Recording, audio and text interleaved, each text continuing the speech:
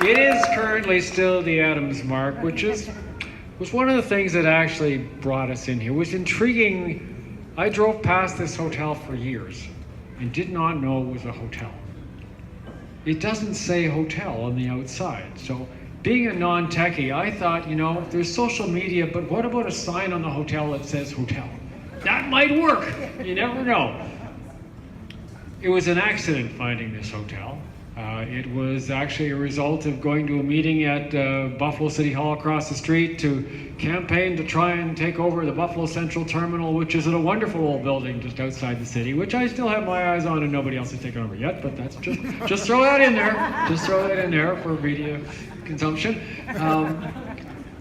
And this hotel was here, so I booked a room to stay at this hotel, and I was intrigued because it was an unusually low rate.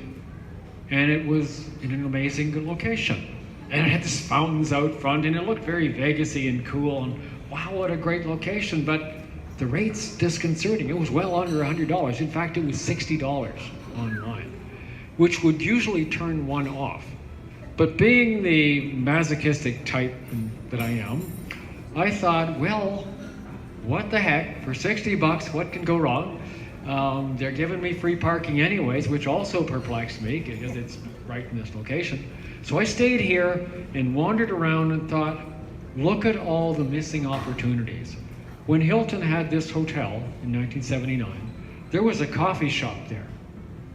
Right now it's empty. There was a sports bar afterwards, it's closed. And being addicted to coffee as I am, and came down in the morning and said, okay, I'm going to a meeting at City Hall, can I get a coffee? They sent me to Tim Hortons up the street. Wow. They didn't charge for parking. They didn't want to sell me a coffee. They sold me a room for half the price of what it should be. There's a few missing dollars on the table here. So we contacted the owners and said, would you like to sell? And after a year of discussions and process, here we are. We closed on Tuesday. Wednesday morning, actually.